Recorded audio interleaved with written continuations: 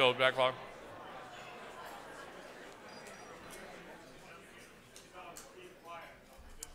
Yeah, that's right. General Gray says be quiet or there's going to be disciplinary action, and you know he means it. We're glad that you're at this 11th Potomac Institute Navigators Award dinner. As I said, my name is Jamie Barnett. I'm the Senior Vice President of the Potomac Institute for Policy Studies, and we appreciate you being here. And we especially give thanks to our award winners and our sponsors. And we're fortunate tonight to begin with the color guard of the Marine Barracks at 8th and I. And the national anthem will be performed by Jeff Skunk Baxter. Ladies and gentlemen, please rise for the March On of the Colors and the national anthem, and remain standing for the posting of the colors and the invocation. Skunk Baxter. Just a second.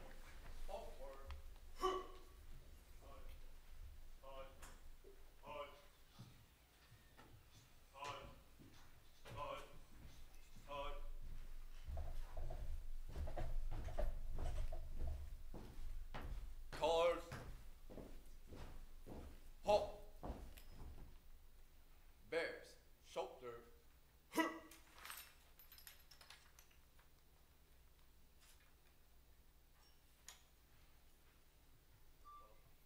2.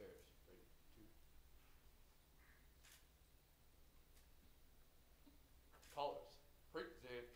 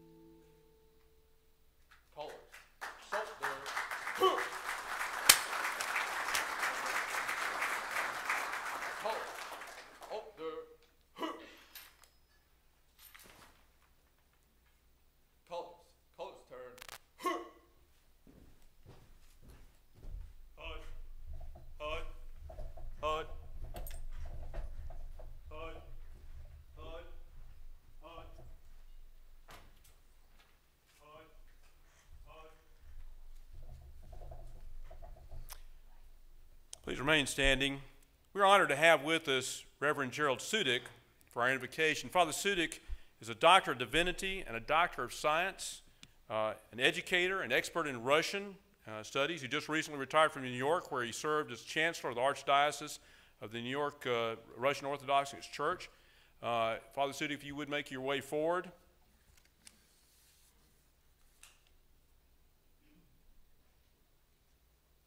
Also served as head of the, please come on up, as head of the City of Yonkers School Board. Father Sudik, we're proud to have you today, sir.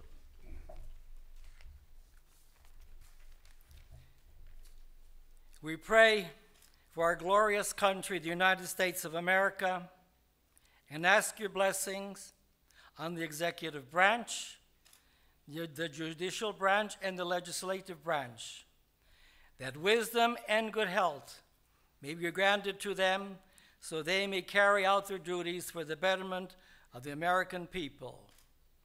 We also want to remember this month, on June 6, 1944, 68 years ago, D-Day, the invasion of Normandy that changed the world forever and gave us the right to enjoy our freedom as Americans. We especially want to remember all our military personnel that gave their lives for this country. May their memory be eternal, for they are the unsettled souls. God bless the honorees and their families on this day, and we thank them for their accomplishments. May God grant unto all of you a good and happy life, and to all your family. We pray for that strength and courage, abundant be given to all who work for this world of reason and understanding, that the good that lies in each of our hearts may day by day may be magnified, that we will come to see more clearly, not that which divides us, but that which unites us, that each hour will bring to us closer to the final victory, not of nation over nation, but of ourselves and evil and our weaknesses. And we will build for us a new nation, a new city of God. Grant unto all of you peace, and grant unto you all good health. Amen. You're welcome. Please be seated. Now, we have many VIPs and heroes among us tonight, but I want to make sure that you know one that you may have missed. We're very pleased to have one of our wounded warriors with us. Army now Captain Aaron Palmer of the 101st Airborne and his wife Eliza, who works with the Yellow Ribbon Foundation at table 15, just right back here.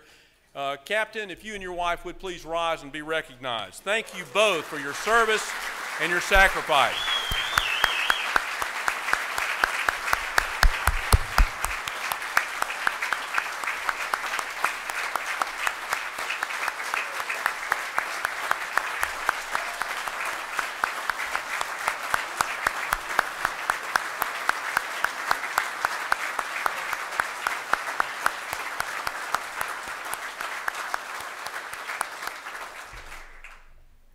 To you and to all our warriors, thank you. So, welcome to what I hope is a night of science, technology, and fun. Our agenda now calls on me to briefly introduce my boss. Mike Swetnam's career defies brief introductions, but since you all know him, I will do so in a series of words and phrases. Brilliantly innovative, energetically determined, diabolically strategic, a technical advisor to the powerful, including the Senate Select Committee on Intelligence and many others, and for 24 years a Navy officer in cryptology and intel, a business leader, an author. As a matter of fact, see if you would hold up the book right there, Al-Qaeda. So 10 years after 9/11 and beyond, and I can get you a copy of that signed by the author if you need one, and I hope you will. Co-founder, of Potomac Institute, chairman of the Institute's board and CEO, and he can do all of this with one hand tied behind him. In this case, the doctor tied it, but would you please welcome Mike Swetnam.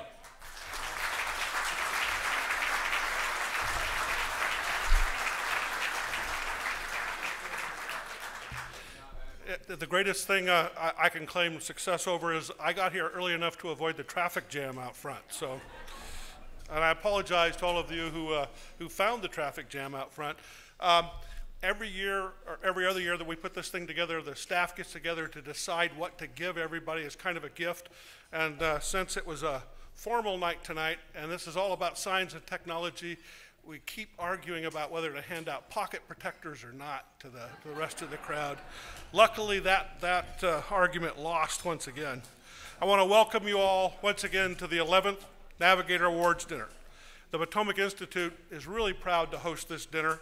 is dedicated to the study of science and technology and how science and technology can be used to support good policy and how we can make science and technology work for the good of mankind. Navigator Awards were designed to recognize those in our society, in government, in Congress, and in the private sector who do the most to use science and technology for the good of us all. We're convinced that science and technology have radically changed everything about the way we live, from the invention of the wheel to the printing press to today, the internet, where I'm sure we're already getting to the point where even us old guys can't make it through the day without talking about our iPhone and showing everybody how the cool new things that it can do. Science and technology really makes it all come together. One of the earliest inventions of mankind, one of the most critical inventions, was timekeeping, the clock. And everything kind of depends on that, from planting the crops to the running of a modern society. The clock and timekeeping became a critical symbol of what technology can do for mankind, and we've used that symbol tonight.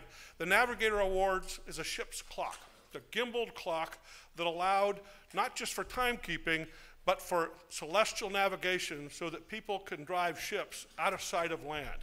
So navigation, the invention of the clock, being able to use science and technology to change the way mankind does everything is what Navigator is all about. Today, science and technology is moving faster than it ever has before. Scientists and engineers are changing every part of our lives, and as they do that, our legislators, our society is struggling to keep up. We think that at the Potomac Institute, there are very few people in the world thinking about the policy that science and technology demands that we address. So we want to be sure and recognize those who have contributed in so many ways to helping our society deal with technology. The nominations for the Navigator Awards dinner are sought from all across the science and technology policy realm, from our board of directors, past awardees, and from people in government. The board of directors of the Potomac Institute then selects those who they feel have contributed the most over the past couple of years. This year, as I'm sure you've noticed, we have kind of a national security intelligence theme.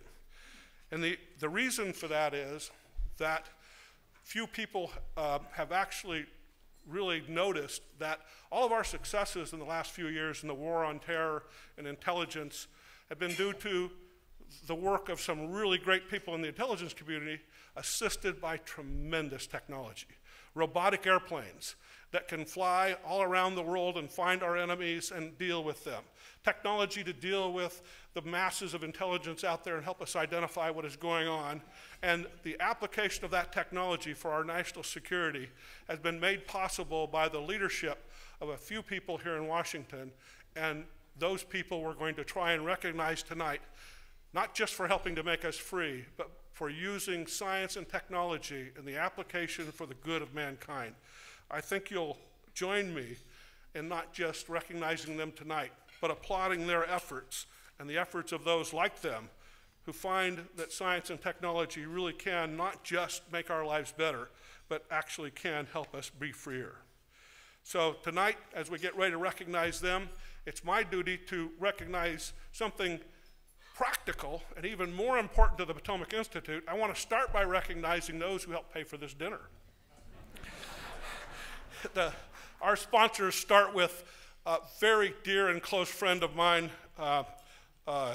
Jeff Wadsworth and Tim Sample of the Battelle Memorial Institute, who are so good to partner with us, not just on this dinner, but in several policy and doctrine efforts over the last couple of years. The Battelle Memorial Trust is our platinum sponsor, and I want to personally thank Tim and his boss, Jeff, for all they've done for us. Thank you.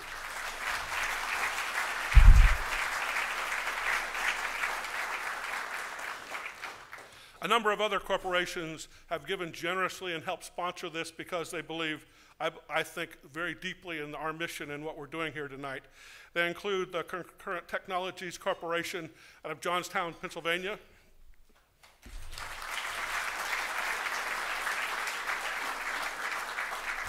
Mantech Corporation. I think Terry's here.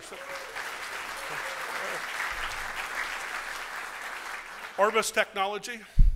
Right. Skylet Incorporated, headed by Sir Nicholas Babiak.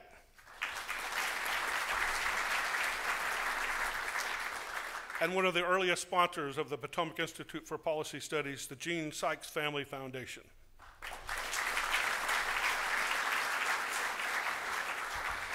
I won't but belabor you with an hour and a half long speech. I promised I would shorten it to about 45 minutes. So I will conclude by recognizing the fact that almost the entire board of directors of the Potomac Institute and the board of regents of the Potomac Institute that guide us are here tonight. Thank you very much for coming and for your help. And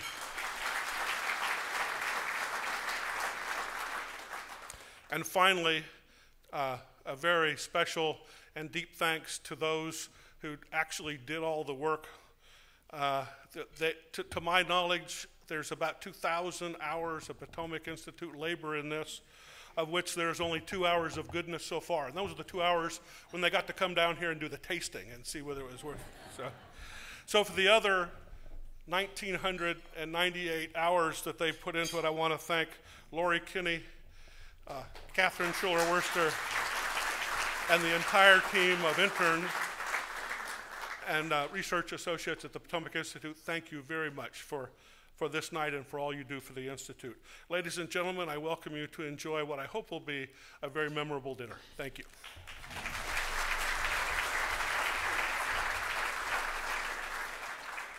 All right, I hope everybody got something to eat, a little bit of conversation.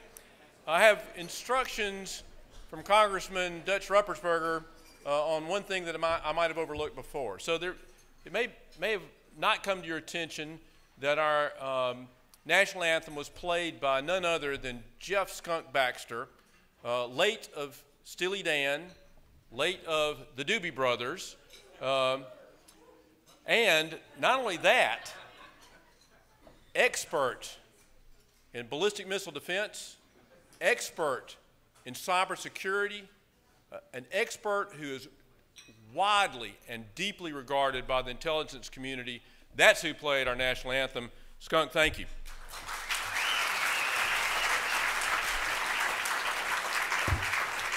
And he's a smart guy, and Potomac Institute was smart enough to put him on our Board of Regents, and we really appreciate what he does. At Potomac Institute, we do not work on commission, but I do want to mention that Mike Swetnam's book, co-authored with Professor Yona Alexander, will be on sale outside. Not actually, but we do want you. So here's the picture for the album. Great, good.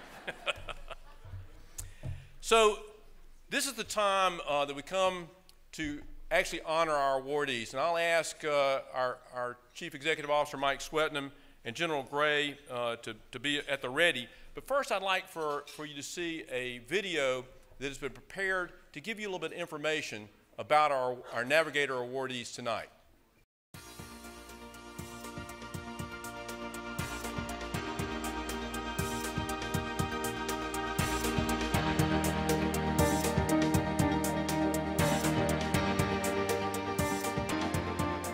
The Navigator Awards that we host every couple of years here at the Potomac Institute for Policy Studies are to recognize this nation's leaders in science and technology policy. There are people in our government, in Congress, and in the private sector who have demonstrated the use of science and technology policy for the betterment of mankind and for the betterment of our society, and we want to recognize them in an award ceremony that celebrates their activities.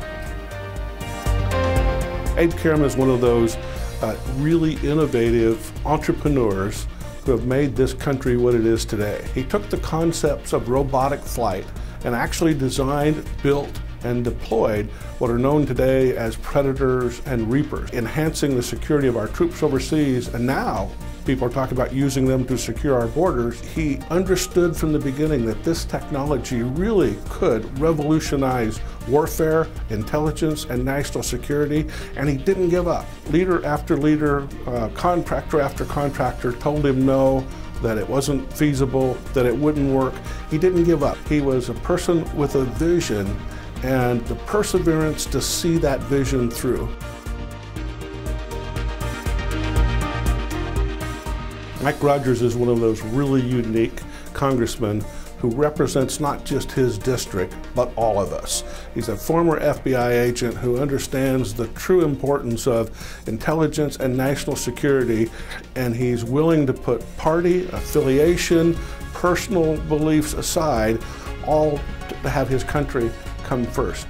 He has spearheaded a campaign to make our intelligence oversight efforts in the House of Representatives truly nonpartisan, truly dedicated to what's right for this country, and that type of patriotism deserves recognition.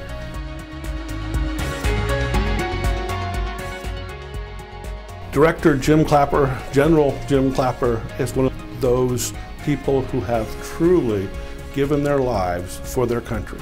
He has served more than 45 years in the Air Force, all throughout the intelligence community, from the director of DIA to one of the creators of the National Geospatial Intelligence Agency, to the Undersecretary of Defense for Intelligence, and now to the DNI. He's worked for Republicans, Democrats, and his goal has always been our national security. And most important, Jim Clapper has done this with a view that science and technology, technical intelligence, is key part, maybe the most important part of our intelligence effort, and he's always highlighted the use of science and technology as a foundation for what we should be doing. He truly epitomizes what a navigator should be.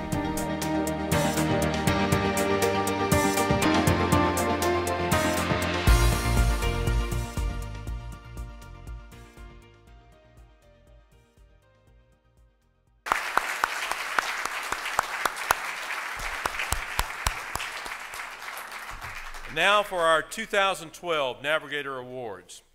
The private sector awardee, Mr. Abe Karam, founder and president of Karam Aircraft. Mr. Karam devoted his career to innovative aircraft design and development, including long-endurance UAVs and the development of the first helicopter to successfully use variable speed rotor systems. Over more than 50 years in aeronautics, Mr. Karam has repeatedly promoted revolutionary visions for innovation and demonstrated the technical acuity, perseverance, and leadership to realize these dreams. Mr. Karam's experience as an aircraft and systems designer began with fixed-wing aeronautics in Israel, where he led major modifications to the Super Mystère and led the Kafir fighter design group. An indomitable entrepreneur, Mr. Karam left Israel to found his own company, Leading Systems, Inc., in California. Starting in his own garage, he developed the Albatross UAV family. After winning a DARPA contract based on the phenomenal record of the Albatross, Mr. Karam developed the Amber UAV system. The Amber was a remarkably advanced, all-digital, highly reliable UAV system. And at a time when UAV endurance rarely exceeded 6 hours, the Amber achieved an impressive 38-hour endurance. After the sale of Leading Systems, Inc., Mr. Karam became the chief engineer of General Atomics Aeronautical Systems and worked to develop the Nat 750, the Prowler, and the Predator. And oh, by the way, he got a lot of rejection for these at first. And there's actually someone in the audience tonight who gave him a chance. Jim Woolsey gave him a chance with the Predator.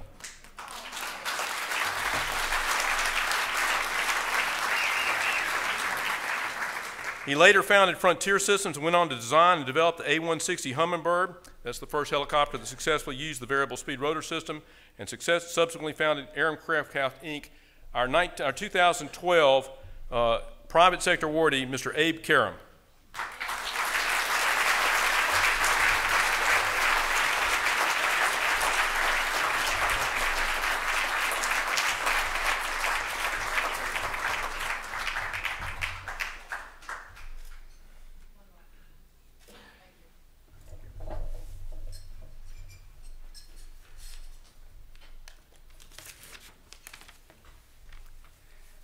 Thank you. I am honored to be here tonight and for having been selected for the Navigator Award.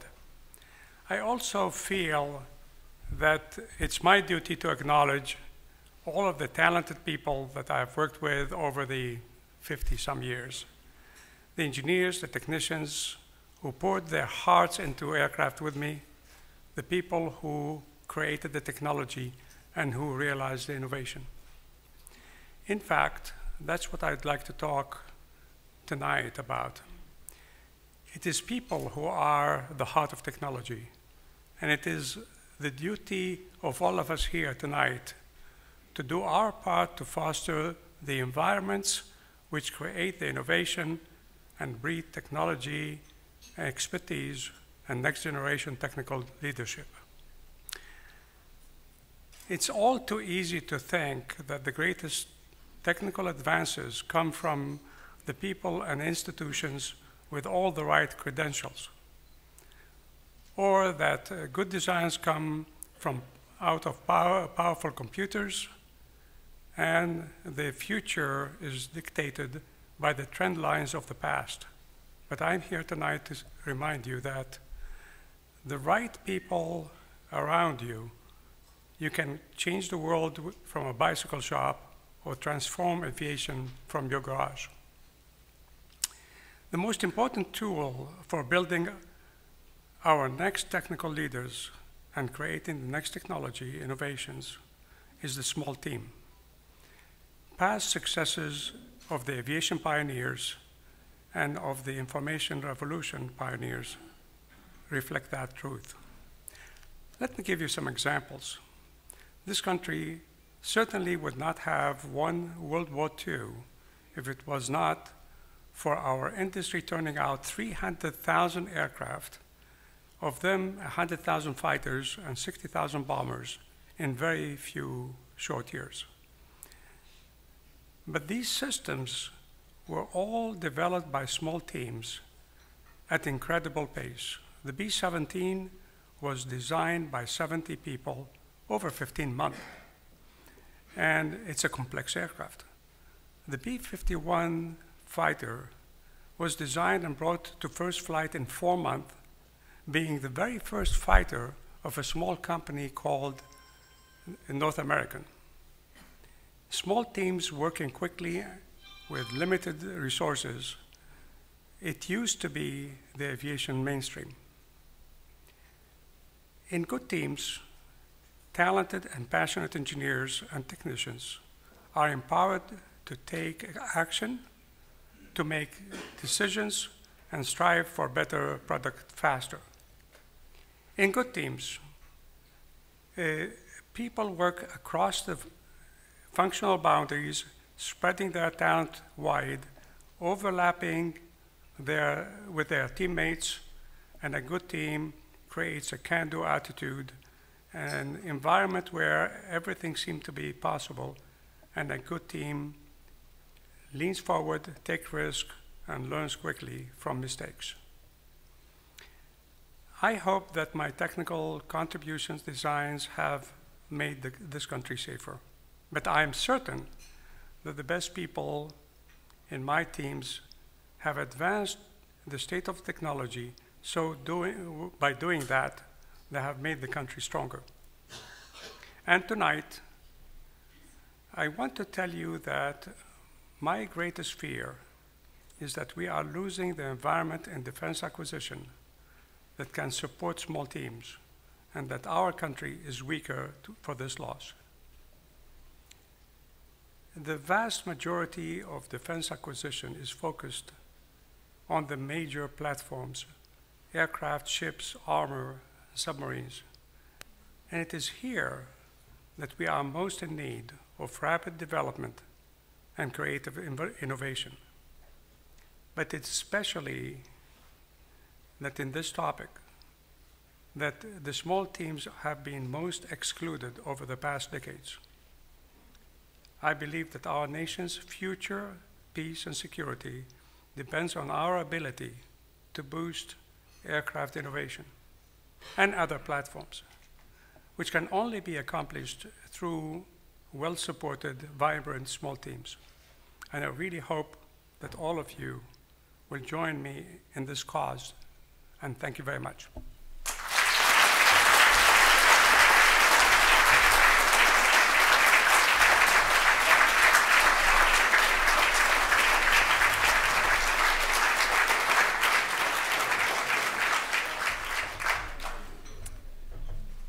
The 2012 Navigator Legislative Grant Awardee is Honorable Mike Rogers, U.S. Congressman of Michigan, Chairman of the House Permanent Select Committee on Intelligence. Representative Rogers grew up in Michigan, and after attending Adrian College, he was commissioned an officer in the United States Army, then continued to serve his country as an FBI special agent in Chicago, where he fought organized crime and public corruption. After being elected to the Michigan State Senate in 1995, he won a seat in Congress in 2000, where he's been serving ever since.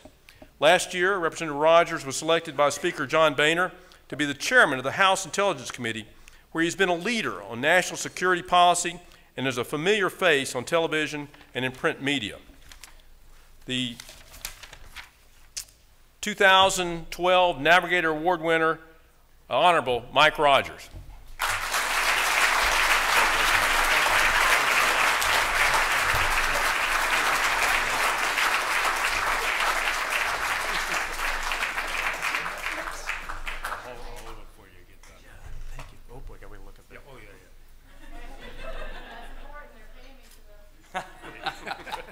Thank you.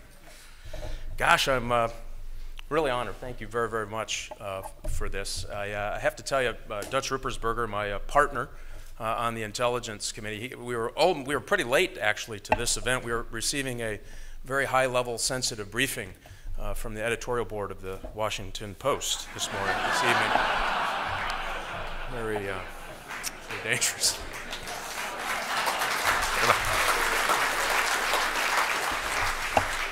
We talked to David Petraeus a little earlier. I think we got that fixed. We're nipping it in the bud. We may use some of Abe's techniques here to solve some of our problems. This is, the whole TV thing. This is quite a big deal. I can't tell you how honored I am. It's one of those deals where you always wanted to say it, but I'd like to thank the Academy for the award. My best supporting actor, Dutch Ruppersberger. Supporting actress, Diane Feinstein. Thank you all for making this possible. I do want to thank all of you. I do appreciate this, and all of you who are here who are so committed to our intelligence community and getting this part right. And I know Dutch and I believe this from just the bottoms of our heart, how important it is to work together. I was telling my wife on the way here, we were talking about when I was a very young FBI agent. There was a particular case where we were trying to find a young lady who had been a runaway. She had been kind of lured in by Chicago organized crime folks. At age 15, she was hooked on heroin purposely and put to work in a house of prostitution. It took us about 2 years. We finally got this case wrapped up, and I'll never forget this as a young agent. We were able to get her out of this particular place, and we put her in the car, and we had some counselors around her ready to help her through this process. And she was just absolutely quiet for about 20 minutes. And finally, she just looked over at us two agents that were in the car, and I'm no more than about 26 years old at the time. And she says, "Do you know why I didn't kill myself in those last 2 years?" "No, why?" She goes, "Because I knew somebody out there cared and would come get me." And I have to tell you, that really, I'll never forget that moment as long as I live. And when I think about the work that we do today, the folks, the wounded warrior who is here, thank you for your service, to the men and women who are in uniform, to the people of the intelligence community, to the folks in the industry who every day try to work this and make this better, who innovate. Thank you, Abe, for that. Director Clapper, who is also going to win an award here this evening. You think of those people. Those are the people who get up every day and still care about getting this right. And I'll tell you, there are Americans out there who get up every day and are worried about a whole bunch of other things, that know you're here, that know you care, but they don't have the time to say thank you. So the work that we do, that Dutch and I do, when we sat down at the beginning of our tours of leadership here, was to say, listen, this is too important for partisanship. This is about those people who have other lives and other important things to do. So they turned it over to all of us to get this right and to care. I am so honored to have this award. I want to thank all of you from the bottom of my heart. Thanks for being those folks who still get up every day and care about this business. Thank you very, very much. Thanks, Doug.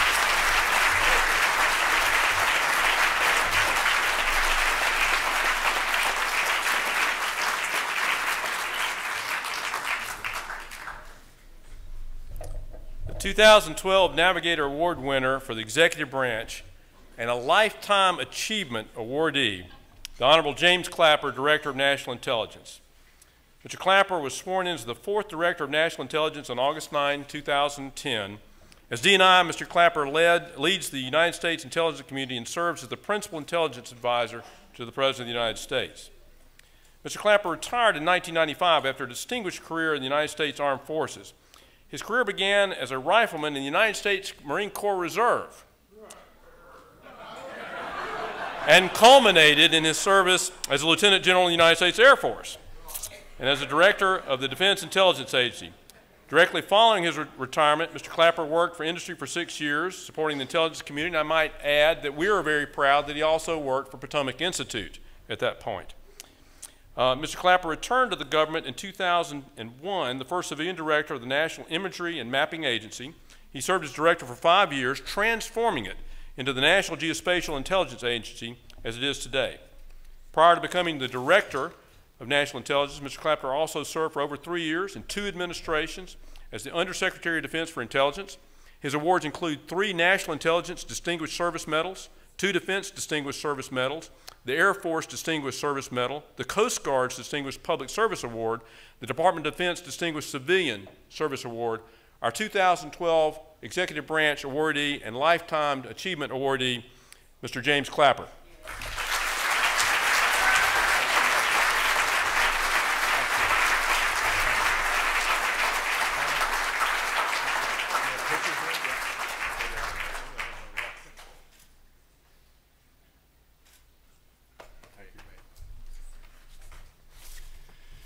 Well, I know I'm the cleanup hitter here, so to speak.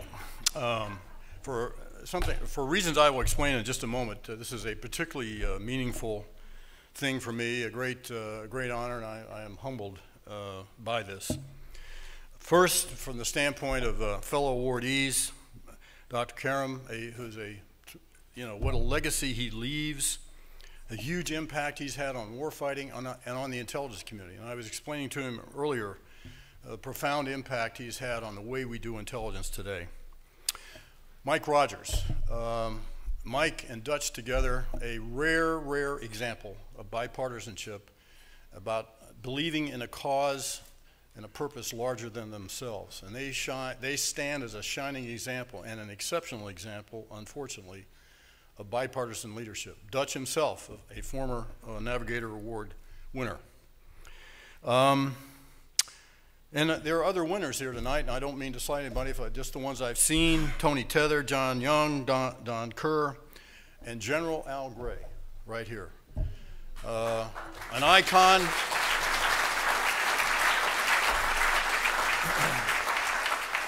You know, as a Marine, Al is a personal hero of mine, former Commandant of the Marine Corps. And I just want to mention that he's a great role model for me, since tomorrow is Al's 84th birthday. And he is, absolutely.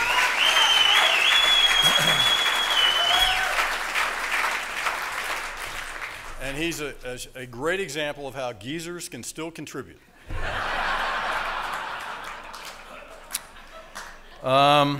Skunk Baxter. You know, Dutch and I were talking earlier about what's Skunk do? Well, for me, Skunk, above all else, as you've heard tonight and you'll hear again, is a patriot. And he is an inspiration to all of us in the intelligence community. So Skunk, wherever you are out there, thanks, my friend.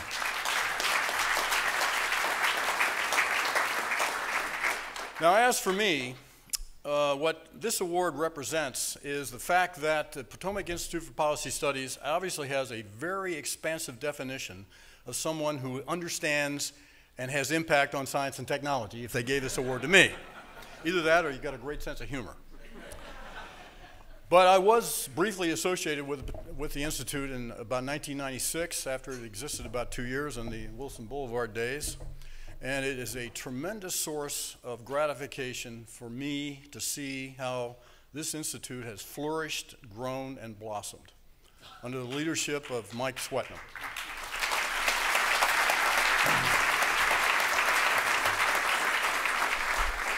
So Mike and Al and Gary Soika, Howard Shue is here tonight, what a tremendous thing this institute has become. So it is a particular source of pride and satisfaction to me to be accorded this tremendous honor. So thank you very much.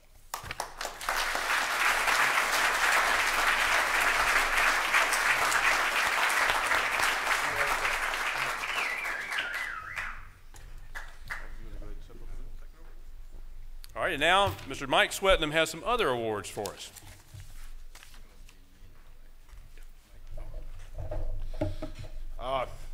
It's my privilege to end the award ceremony with a couple awards to Potomac Institute staff who have contributed the most over the last couple years. We only do this every 2 years, and we have a small staff. We have 200 or 300 Nobel laureates that are associated with us, our senior fellows and board of regents, but the staff at the Potomac Institute are like DARPA program managers who are supposed to be people of all skills. They're supposed to be knowledgeable of all types of science and capable of enduring the management of Mike Swetnam and Tom O'Leary, which is a real challenge. So we only make an award every 2 years, and a couple awards we award to the most senior of our research staff who have accomplished the most, and to one of the more junior people in our research staff who have accomplished the most.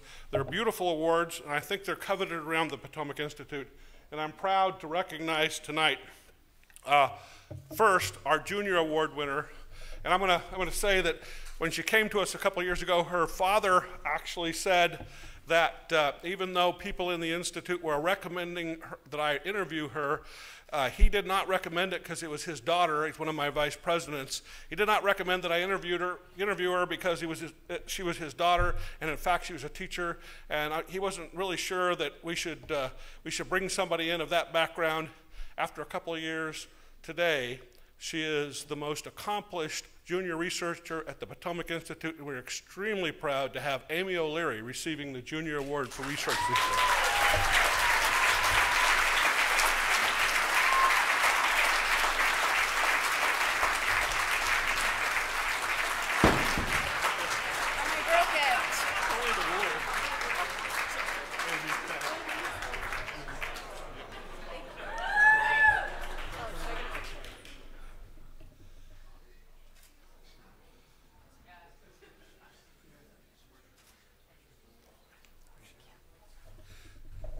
I never tell them that the world actually comes out of the award right there, you know what I'm saying? Our next awardee is actually one of the accomplished people as part of our efforts to support the Marine Corps. They came to us about 10 years ago, thanks to General Gray, and said that they needed their own think tank. The Air Force had RAND, the Army uses RAND a lot, the Navy has CNA. The Marine Corps needed their own think tank. They didn't want hundreds of people doing tens of or hundreds of millions of dollars worth of work. The Marine Corps wanted a dozen people with command background and PhDs who had served in the Marine Corps who could do as many studies per year as somebody like the CNA. That organization is called the Center for Emerging Threats and Opportunities, and today they produce almost as many reports every year as CNA. Their research awardee this year, one of our most senior fellows at the Potomac Institute, William Powers, PhD.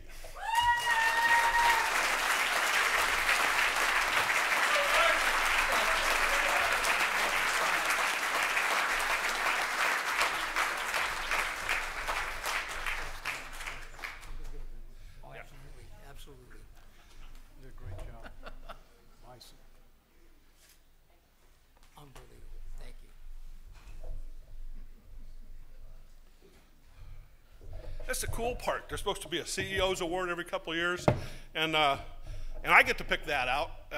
Every year I ask for all of the senior people at the Potomac Institute to make recommendations. This year, all but one of them made recommendations to me, and all of the senior people at the Potomac Institute made the same recommendation, so I didn't ask the other senior person because that's the awardee tonight. It's with a great pleasure that I give the CEO's award to our new Chief of Staff, Catherine Schiller-Worsted.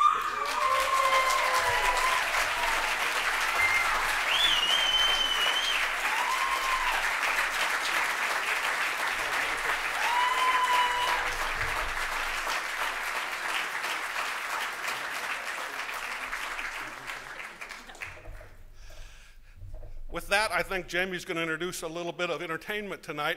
If we haven't made you laugh, maybe they can. Thank you very much.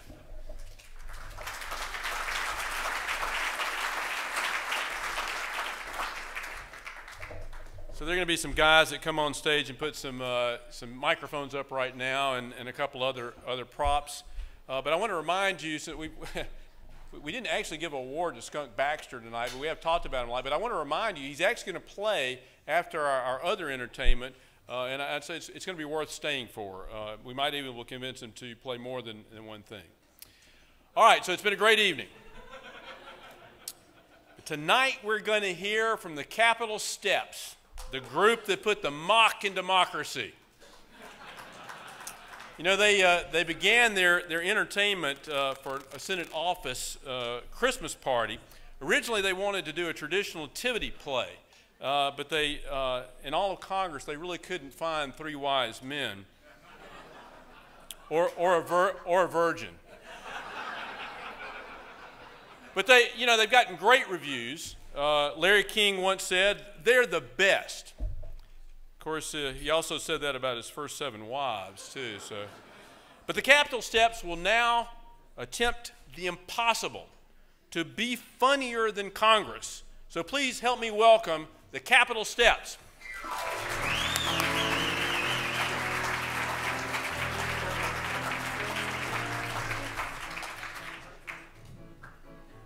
To the Capitol Steps, thank you so much. Good night.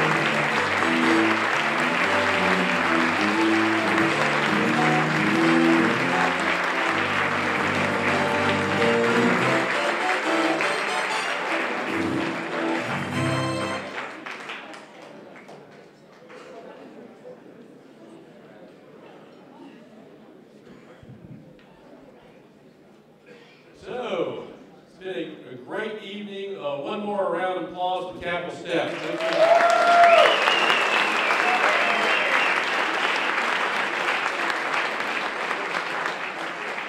It would not be a complete evening without hearing from the chair of our Board of Regents, the Potomac Institute for Policy Studies, the 29th Commandant of the Marine Corps, General Al Gray.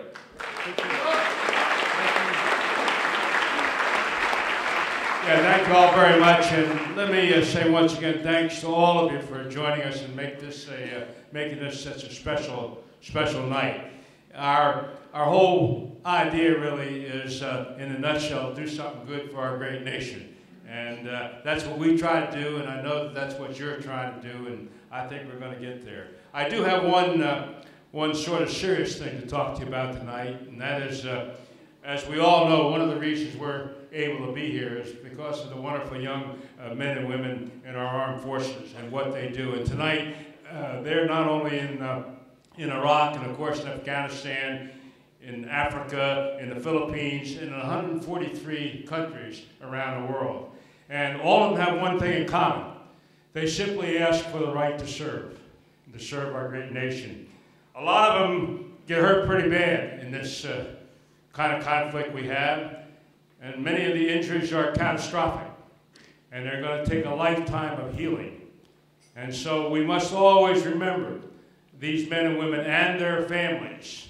And I would simply ask you in your own way to say a prayer for them, and also to remember that on the long road to recovery, they must never feel that they're alone. And that's one of the things that we have to get out to our great nation and make sure. So thank you again for being here. Take care of yourselves. Take care of each other. God bless.